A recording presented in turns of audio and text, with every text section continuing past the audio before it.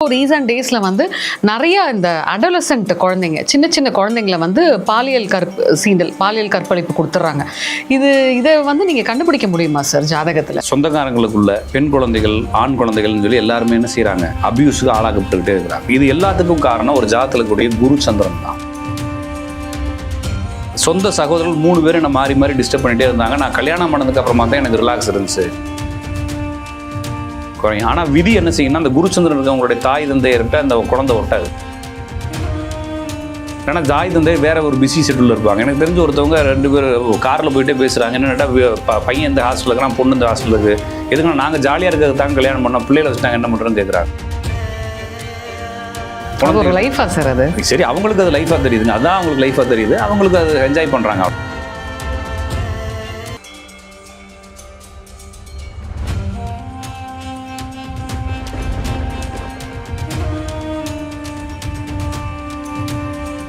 You Tamil பக்தி நேயர்களுக்கு அன்பார்ந்த வணக்கம். நான் உங்கள் தொகுப்பாளர் விஜய் டீனா. இன்னைக்கு நம்ம கூட ராஜநாடிகா பார்த்திபன் சார் இருக்காரு. வணக்கம் சார். வணக்கம்ங்க, நேரில் வணக்கம் சார். பொதுவாக இப்போ ஃபுல்லாக நடந்துகிட்டு இருக்க ஒரு விஷயம், இது வந்து காலங்காலமாக நடக்குது அப்படின்னு தான் சொல்லுவாங்க. பட் இப்போ ரீசன்ட் டேஸில் வந்து நிறைய இந்த அடோலசென்ட் குழந்தைங்க சின்ன சின்ன குழந்தைங்களை வந்து பாலியல் கற்பழிப்பு கொடுத்துட்றாங்க.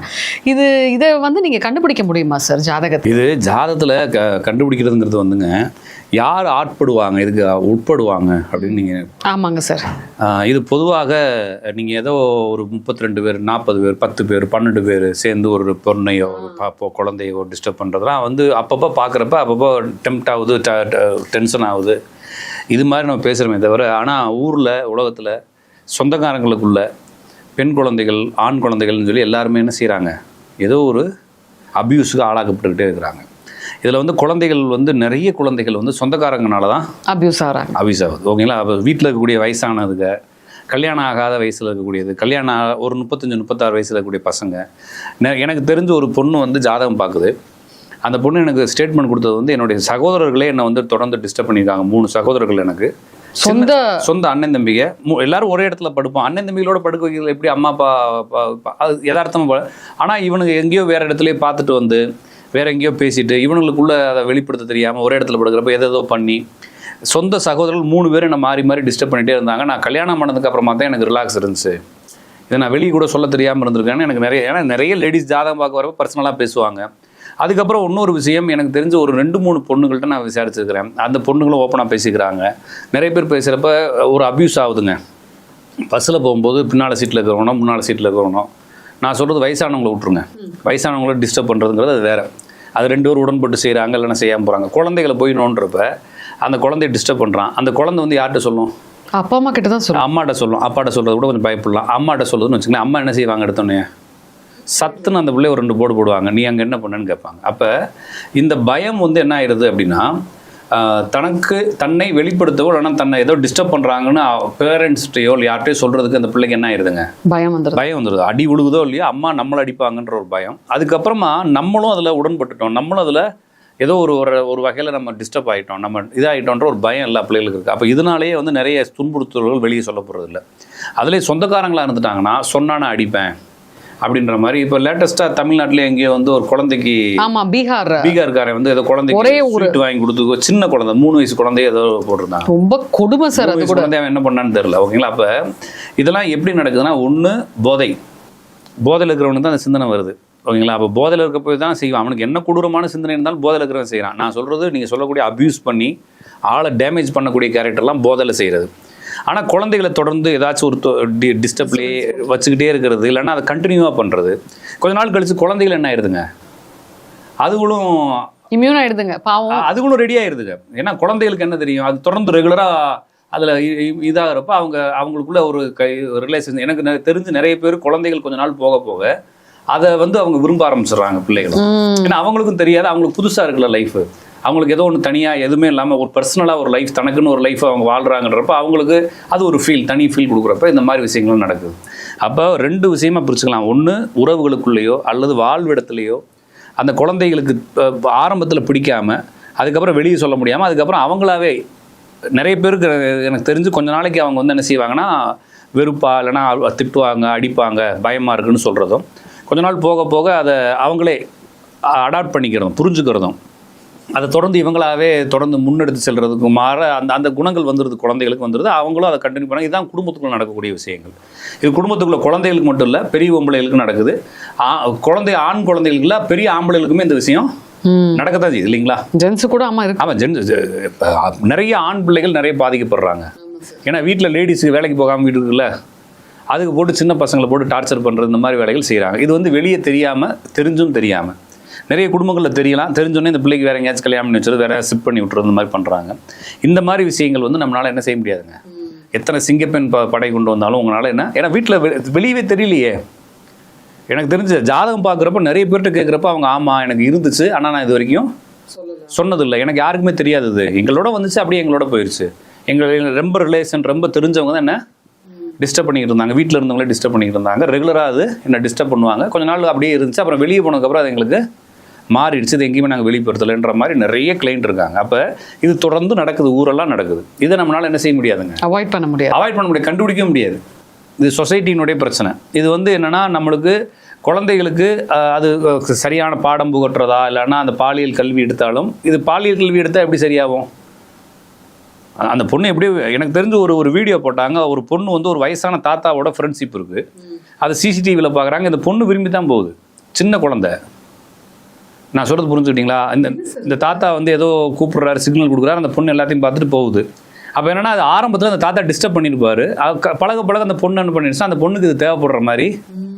அப்போ அந்த பொண்ணுக்கு நீடு இல்லைன்னு சொல்ல முடியாதுல்ல, குழந்தைக்கு நீடு இருக்கு இல்லைன்னு சொல்கிறது அங்கே தப்பாக இருந்தாலும் கூட அந்த பொண்ணுக்கு அந்த விஷயங்கள் கொஞ்ச நாள் போக போக அது ஒரு பழகிடுது, அதுக்கு தேவைப்படுறது. ஏன்னா அதுக்கு ஈஸியாக கிடைக்குதுல்ல, இது வந்து கல்யாணத்துக்கு பிறகு கிடைக்க வேண்டிய விஷயம், அதுக்கு முன்னாலே யாருக்கும் தெரியாமல் ஒரு விஷயம் என்ஜாய்மெண்ட்டாக கிடைக்கும்போது அந்த பொண்ணும் அதை, ஆனால் அந்த குழந்தையும் அதை, ஆனால் அந்த பையனும் அதை என்ன செஞ்சுக்கிறாங்க, அது தனக்காக ஒரு விஷயமாக. அப்போ ஆரம்பத்தில் வந்து நம்ம பாதிக்கப்பட்டாலும் அந்த பாதிப்பு நம்மளுக்கும் ஒரு சந்தோஷத்தை கொடுக்குதுன்ற அடிப்படையில் இவங்களும் ஒரு உறவை தொடர்றாங்க. இப்படி தான் நம்ம புரிஞ்சுக்க வேண்டியது. இது எல்லாத்துக்கும் காரணம் ஒரு ஜாதகத்தில் கூடிய குரு சந்திரன் தான். யாருக்கெல்லாம் குருவுக்கு 1, 5, 9 சந்திரன் இருக்கும் அவங்க எல்லாருக்குமே இது மாதிரி ஒரு சின்ன பாலியல் துன்புறுத்தல் நடக்கத்தான் செய்யுது. அப்போ யார் இதை செய்கிறாங்கன்னா இதே நபர்கள் தான் பெரிய ஆளாகி அதை செய்கிறாங்க. ஓகேங்களா? நான் சொல்றது புரிஞ்சுக்கிட்டீங்களா? சார் நிறைய படங்கள் பார்ப்பீங்க, சைக்கோ கேரக்டர் படம் பார்ப்பீங்க. அது எங்கேருந்து வந்திருக்குன்னா இவங்க அம்மாவை எவனாச்சும் டிஸ்டர்ப் பண்ணியிருப்பான், இவன் வந்து ஏதாச்சும் ஒரு ஆள்கிட்ட டிஸ்டர்ப் ஆயிருப்பான். இந்த இது வந்து சரின்ற மாதிரி இவன் மனசுக்குள்ள பதிஞ்சிடும். சிகப்பு ரோஜாக்கள், கமலஹாசன், எல்லாமே எல்லா படமும் அதே தான். ஓகேங்களா? நம்மளுக்கு இந்த ஒரு தனுஷ் ஒரு படத்தில் நடிச்சிருந்தார் பார்த்தீங்களா, ஒரு காதல் கொண்டேனா ஏதோ ஒரு கொண்டேன். அந்த கொண்டேனில் அவர் சின்ன வயசில் ஒரு ஃபேக்ட்ரியில் டிஸ்டர்ப் ஆகிருப்பார். இது மாதிரி எல்லா பேருமே ஒரு இடத்துல டிஸ்டர்ப் ஆனதை இவங்க என்ன பண்ணுறாங்கன்னா, இவங்க தன்னுடைய வயதுக்கு வந்ததுக்கு அப்புறமா அந்த பொறுப்புக்கு வந்ததுக்கு அப்புறமா இவங்களுக்கு அதுதான் சரியானதுன்ற மாதிரி, ஏன்னா சொசைட்டியில் அதான் கற்றுக்கிட்டு இருக்காங்க. அப்போ இப்படி தான் செய்யணும் போல இருக்குது அப்படின்ற மாதிரி சிலர் தொல்லை பண்ணுறாங்க. அவங்களுக்கும் அந்த குழந்தைக்கும் குருச்சந்திரன் இருக்கும். அப்போ குருச்சந்திரன் இருக்கவங்க மேக்ஸிமம் சிங்கிள் பேரண்ட்டில் வளருவாங்க. அப்பா இருந்தாருன்னா வெளியூரில் இருப்பார், அப்பா இருந்தாருன்னா குடும்பத்தில் பொறுப்பு இல்லாமல் இருப்பார், அம்மா மட்டும் இருப்பாங்க. அம்மாவுடைய தாத்தா பாட்டி வீட்டில் வளர்கிறவங்க, சொந்தக்காரங்க வீட்டில் வளர்கிறவங்களுக்கு வந்து இந்த குருச்சந்திரன் இருக்கும் ஒன்று. அதுக்கப்புறம் சூரியன் புதன் தனித்து இருந்து அதுக்கு 1 ஜோம்போல சந்திரன் இருக்குது. இதுவுமே வந்து வேறு வீட்டு பிள்ளைகள், வேறு வீட்டு குழந்தைகளோட வளருது. இது ரெண்டுமே வந்து ஒரு கிளப் பண்ண வைக்கும். பிரத்தியாருடைய குடும்பம், ஒரு தொடர்பு இல்லாத சித்தி, அத்தை, மாமா, இந்த மாதிரி ஒரு உறவுகள், இந்த மாதிரி விஷயங்களோட பழக வைக்கும். ஃப்ரெண்ட்ஷிப்பாவோ இல்லை குடும்பத்திலே பழக வைக்கிறப்ப தவறுகள் நிறைய நடக்குது.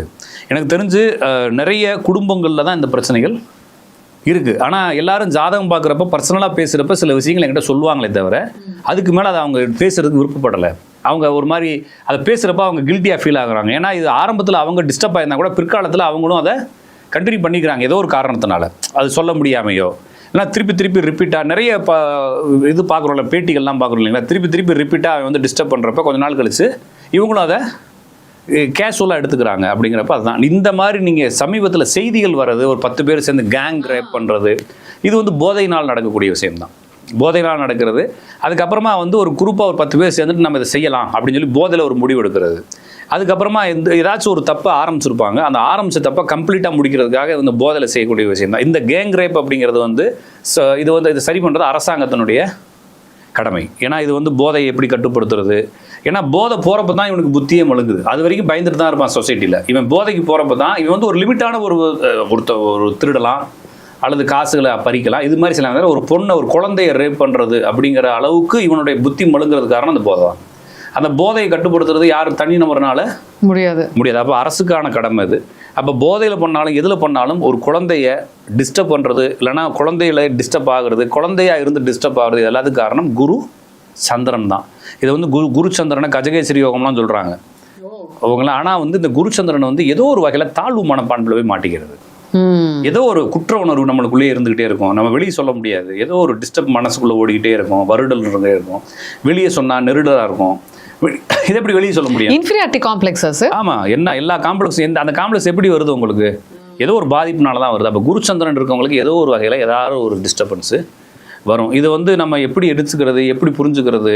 இப்போ ஒரு வேளை ஒரு எனக்கு தெரிஞ்சு நிறைய பேருக்கு நடந்திருக்குது, ஒரு குழந்தை பருவத்திலே பாலியல் துன்புறுத்தல் நடந்திருக்குது அப்படின்னு சொன்னால் அந்த குழந்தை வந்து எப்படி வெளிப்படுத்தினா கூட அந்த வெளிப்படுத்துதலை அப்பா அம்மா எப்படி ஹேண்டில் பண்ணுவாங்க?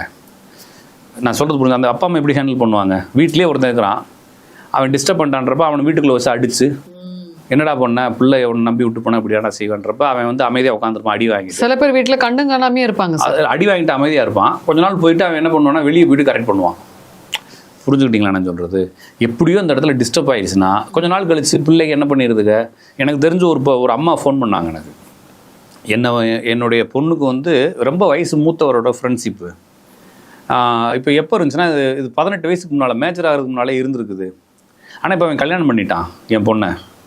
ஆனால் சின்ன வயசு, அவனுங்களுக்கு இவங்க 20 வயசு டிஃப்ரெண்ட்டு. இப்போ கல்யாணம் பண்ணுறது எதுக்குன்னா அவன் வந்து நாளைக்கு மாட்டிக்கூடாதுன்னு கல்யாணம் பண்ணிட்டான். இப்போ கல்யாணம் பண்ணிவிட்டு வேறவங்களோட ஃப்ரெண்ட்ஷிப்பில் இருக்கிறான். புரிஞ்சுக்கிட்டீங்களா? இப்போ என்ன பண்ணுறோன்னா இது மாதிரி ரொம்ப மல்டிப்புளாக அவங்களால பேசவே முடியாத அளவுக்கு. ஏன்னா சொசைட்டிங்கிறது நம்ம மட்டும் இல்லை, கோடிக்கணக்கான மக்கள் இருக்காங்க. எவ்வளவோ பிரச்சனைகள் சமூகத்தில் வீடுக்கு சந்துக்கு நடக்குது இல்லைங்களா? எல்லாத்தையும் நம்ம எப்படி புரிஞ்சுக்க முடியும்?